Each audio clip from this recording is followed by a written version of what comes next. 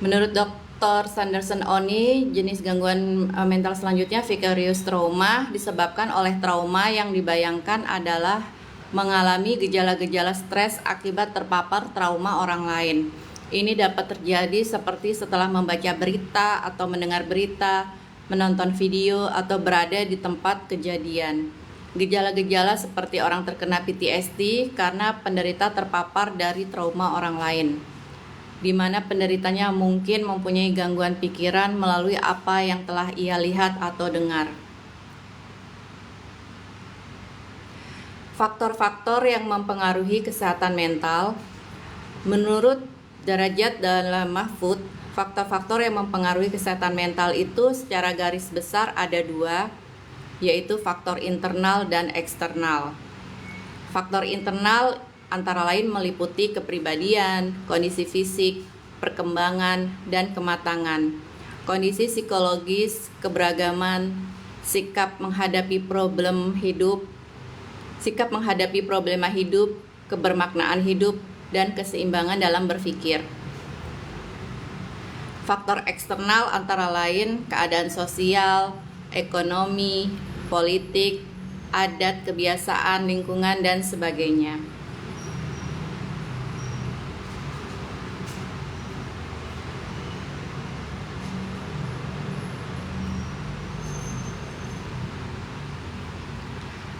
Definisi hipnosis. Menurut Martin On, mendefinisikan hipnosis sebagai keadaan atau kondisi di mana orang mampu merespon terhadap sugesti yang sesuai dengan mengalami perubahan persepsi, daya ingat, atau mood. Ciri penting dari hipnosis adalah perubahan pengalaman subjektif. Hipnoterapi adalah salah satu cabang ilmu psikologi yang mempelajari manfaat sugesti untuk mengatasi masalah pikiran, perasaan, dan perilaku.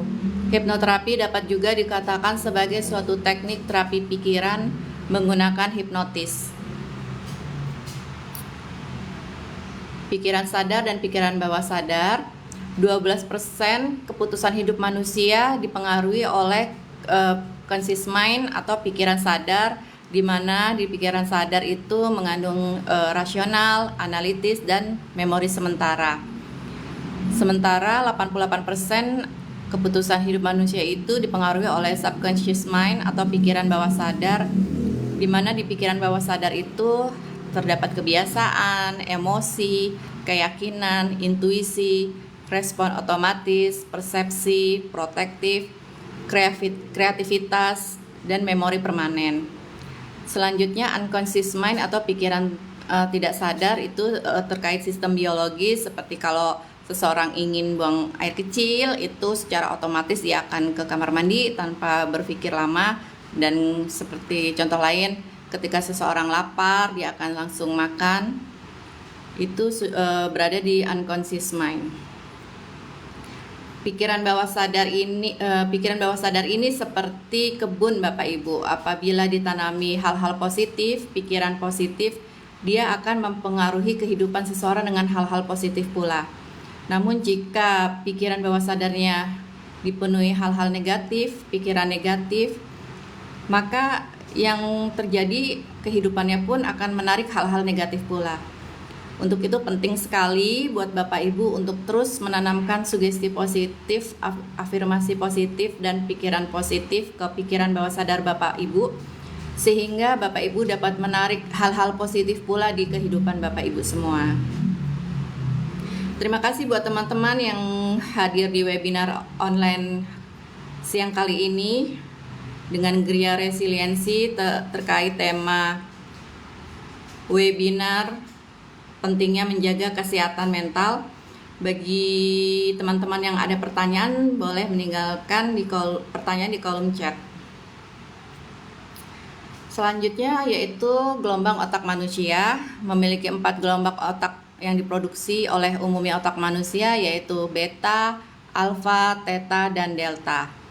Gelombang beta berada di frekuensi 12 hingga 25 Hz, adalah kondisi pikiran pada saat seseorang sangat aktif, terjaga, dan waspada atau sadar penuh.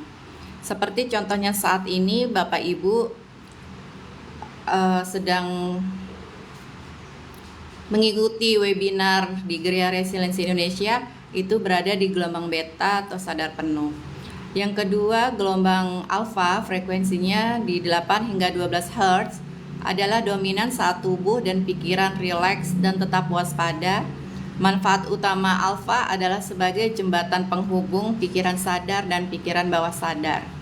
Selanjutnya, gelombang theta berada di frekuensi 4 hingga 8 Hz adalah kondisi relaksasi yang sangat ekstrim sehingga seakan-akan yang bersangkutan merasa tertidur. Kondisi ini adalah kondisi tepat untuk hipnosis. Selanjutnya adalah gelombang delta, frekuensi 0,1 sampai 4 Hz adalah kondisi saat tidur lelap tanpa mimpi. Kondisinya di antara alfa dan theta adalah kondisi yang tepat untuk hipnosis.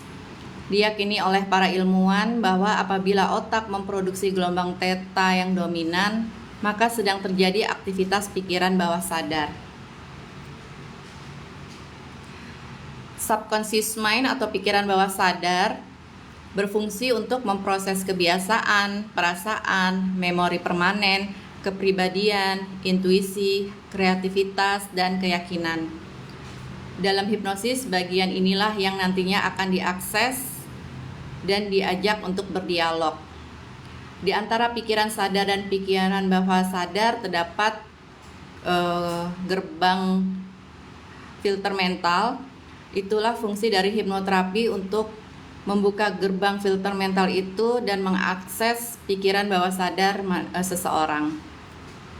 Jika pintu subconscious mind telah dibuka lewat proses hipnosis, maka orang tersebut dapat memperbaiki bagian memori yang terluka, mengedit memori buruk, dan menanamkan sugesti baru yang lebih berguna bagi kehidupan seseorang.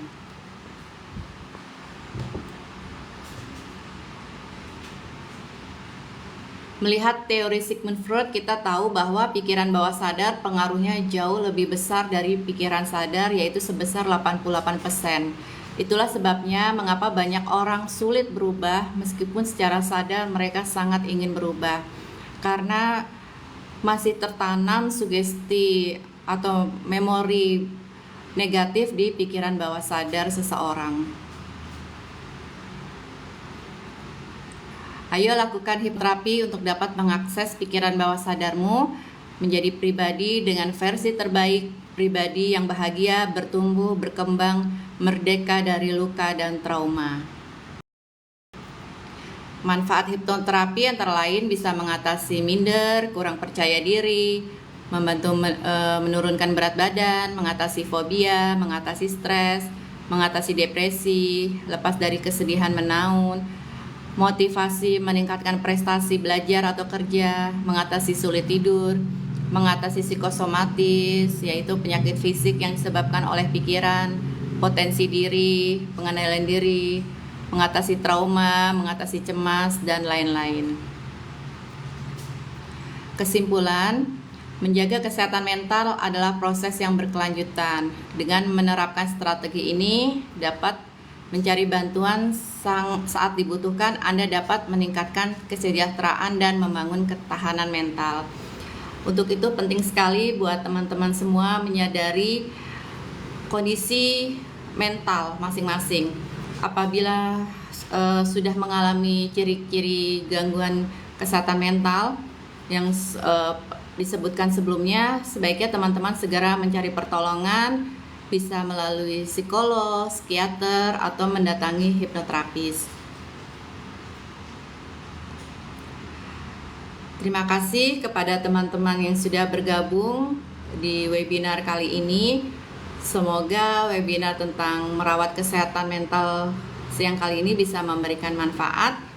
Jika teman-teman ada yang ingin bertanya, silahkan tinggalkan pertanyaan di kolom chat. Atau jika teman-teman ingin menghubungi Gria Resiliensi Indonesia terkait hipnoterapi, konsultasi kesehatan mental,